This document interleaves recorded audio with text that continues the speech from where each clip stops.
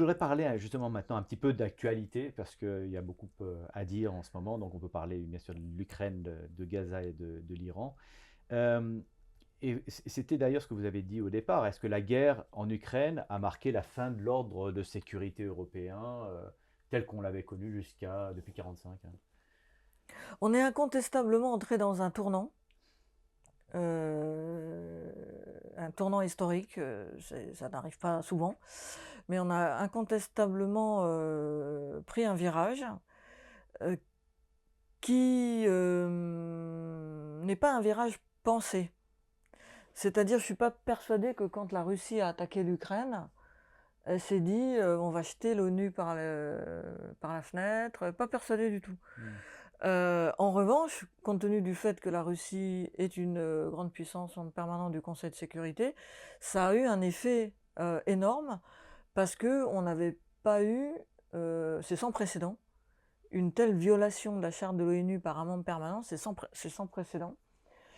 Et la difficulté, c'est que ça n'a pas été suivi d'une réaction à la hauteur.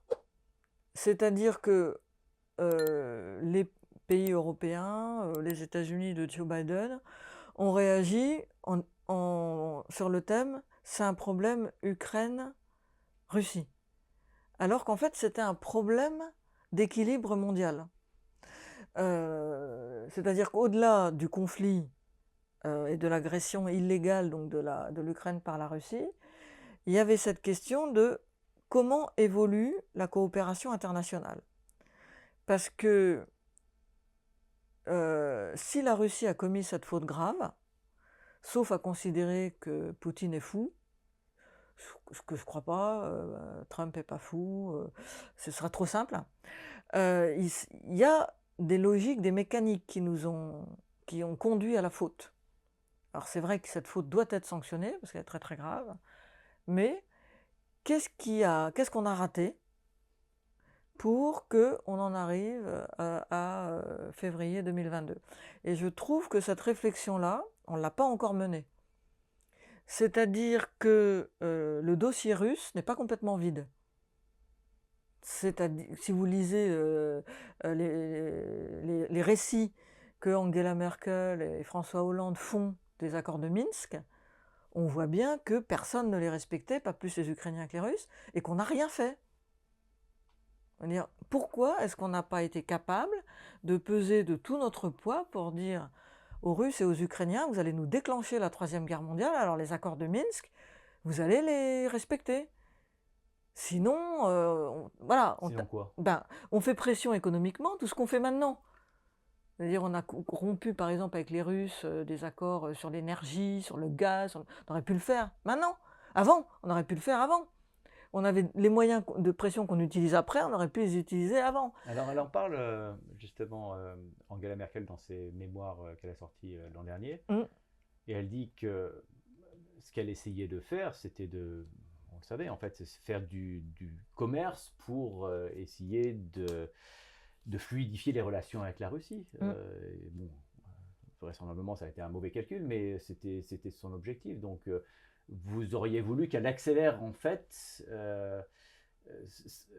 sa rupture avec la Russie en, peut-être en faisant en prenant des sanctions contre la Russie, des sanctions économiques contre la Russie. C'est ce que vous suggérez? Disons que je pense qu'en tant que gardien des accords de Minsk, qui était donc un accord entre l'Ukraine et la Russie par rapport au statut des régions de l'Est de l'Ukraine, ils auraient dû, Allemagne et France, être beaucoup plus présents pour faire respecter ces accords.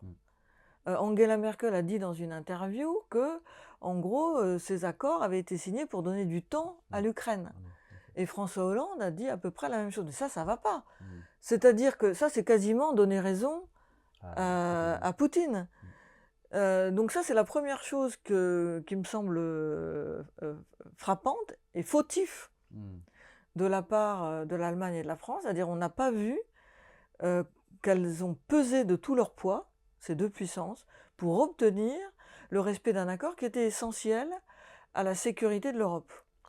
Deuxième chose qui me semble fautif, c'est que, pas plus à l'époque que maintenant, nous n'avons une vision claire de nos relations avec la Russie.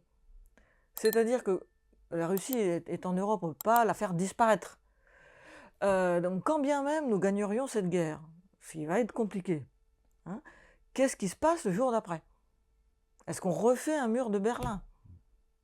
Quelle est notre vision de la sécurité du continent? Qu'est-ce qu'on a prévu pour équilibrer les frontières, sécuriser nos alliés, ceux qui sont en particulier membres de l'Union européenne? Qu'est-ce qu'il y a dans le discours russe de complètement farfelingue, absolument inadmissible à sanctionner? Est-ce qu'il y a des choses un peu audibles? Je pense notamment sur la question linguistique, parce qu'il est vrai que si les Russes violaient l'accord de Minsk en livrant des armes aux rebelles du Donbass, ce qui était une faute très grave, il est vrai aussi que l'Ukraine a pris des mesures qui mettaient en danger la langue russe en Ukraine et dans l'est de l'Ukraine, et qu'on savait que c'est une ligne rouge. Ouais, c'est comme agiter une araignée sous le nez de quelqu'un qui a la phobie des araignées. Alors, ce qui m'étonne, c'est que vous reveniez uniquement. Je pensais, quand vous avez voulu faire un retour sur le passé, je pensais que vous alliez revenir à 90, démantèlement de l'URSS. Là, on a tout devant nous pour créer des conditions de sécurité pour plus jamais que ce qui se passe aujourd'hui se reproduise. Et en fait, vous ne remontez pas aussi loin. Il n'y a pas d'erreur qu'on a pu faire dans les années 90, lorsqu'il y a la chute du mur de Berlin et qu'on a la possibilité peut-être de tisser des liens forts avec la Russie. Si, tout à fait. Je pense que les choses ont commencé à déraper quand l'Union soviétique s'est effondrée. Et qu'en fait, on n'a pas véritablement, d'abord, qui c'est on? Parce que quand on se plonge dans l'histoire, et ma collègue Hélène Richard a plongé dans les archives américaines notamment, on s'aperçoit qu'il n'y avait pas unanimité entre les États-Unis, la France, l'Allemagne, le Royaume-Uni sur ce qu'il fallait faire. Alors tout le monde a été un peu surpris la brutalité de l'effondrement soviétique et des mouvements en Europe centrale et orientale où les gens demandaient à adhérer à à la communauté européenne qui deviendra l'Union européenne. Il y a eu une hésitation. Qu'est-ce qu'il faut faire? Est-ce qu'il faut qu'ils rentrent dans l'OTAN? Est-ce qu'il faut donc étendre l'OTAN? Oui, parce qu'il y avait cette... Ça paraît incroyable d'en parler aujourd'hui, mais c'était vraiment ce qui était discuté à l'époque. Enfin, en tout cas, c'était une option qui était envisagée sérieusement. Exactement. Il y avait au sommet de l'État américain des gens qui disaient non, il ne faut pas que les pays d'Europe centrale rentrent dans l'OTAN, parce que ça va nous mettre nez à nez avec les Russes, ce qui est effectivement, quand vous regardez une carte, plus vous déplacez l'OTAN vers l'Est, plus vous vous rapprochez des Russes. Donc maintenant, on s'étonne de se retrouver nez à nez avec eux, mais enfin bon, on l'a quand même bien cherché. Et donc certains disaient c'est dangereux d'organiser finalement cette confrontation, et d'autres disaient oui, mais en même temps on est face à des pays qui sont traumatisés parce qu'ils ont été occupés pendant des décennies par les soviétiques, donc ils n'ont pas envie de se retrouver menacés d'une nouvelle domination, et ils demandent à entrer dans l'OTAN. Et puis il y avait aussi l'option d'intégrer la Russie dans une architecture militaire avec l'Europe. Exactement. Et là, on a fait un peu les choses au fil de l'eau, et on est allé sous la pression de ceux qui, aux États-Unis, se sont dit il faut pousser notre avantage. Une occasion aussi belle ne se représentera pas. La Russie est affaiblie, allons-y. Ce n'était pas la position de Margaret Thatcher au Royaume-Uni, ce n'était pas la position de Jacques Chirac, président français, ce n'est pas la position, même un peu plus tard, de Nicolas Sarkozy, quand il s'est agi de discuter de l'adhésion de la Géorgie et de l'Ukraine à l'OTAN. Jacques Chirac a dit, à un sommet de l'OTAN, il a dit si on fait ça, on va y avoir un retour de bâton nationaliste un jour ou l'autre. Et l'Allemagne et la France ont tout fait pour empêcher que l'adhésion de l'Ukraine et de la Géorgie soit reconnue. et décider. Et malheureusement, ils ont perdu, ils ont trouvé le sommet de l'Alliance Atlantique, de l'OTAN, a trouvé une formule genre l'Ukraine et la Géorgie ont un chemin vers C'est l'adhésion, ça. enfin un truc un peu alambiqué, Mhm. mais qui envoie quand même le signal Que que c'est pas exclu voilà, qu'ils ont vocation à à rentrer, adhérer, oui. Mhm. et c'est une énorme faute. C'est une énorme faute par rapport à la Russie. Et donc, on n'était pas sans rien.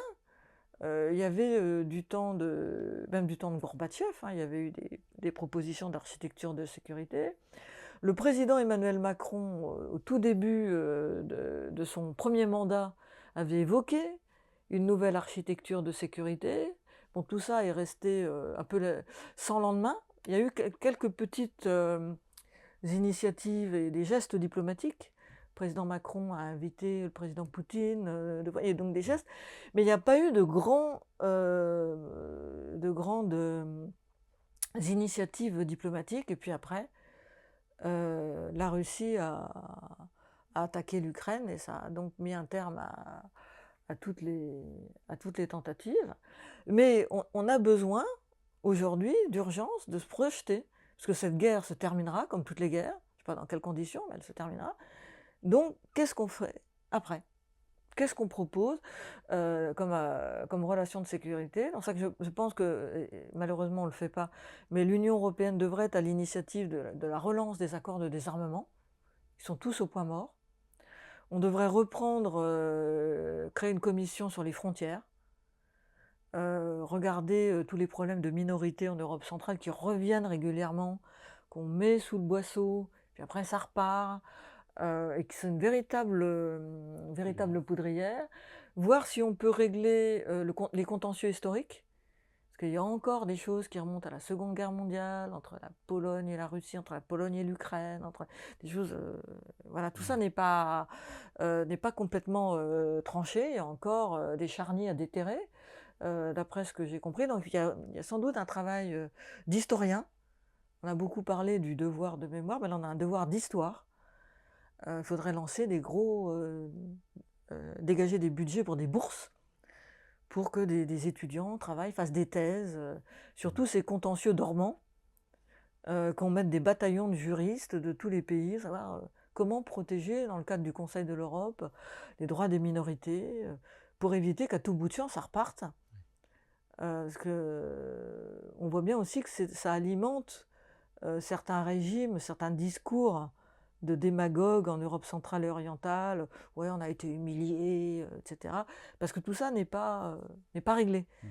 Donc je pense que l'Union européenne aurait, ou le Conseil de l'Europe, hein, aurait intérêt à lancer tous ces chantiers pour avoir un coup d'avance sur les événements.